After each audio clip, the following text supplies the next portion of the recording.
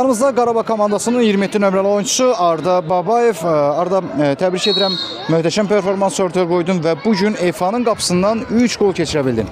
Oyun səni necə sıra başladı? Yaxşı.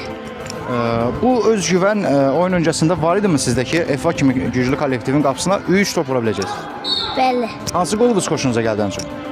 Uzaqdan qol vurdum bir dənə. O qapı yanından qol vurdum. Birinci qolunuz idi o? Bəli. Məşqinizdən razısınız? Hə. Məşqinizin ad soyadını bilmiyorlar.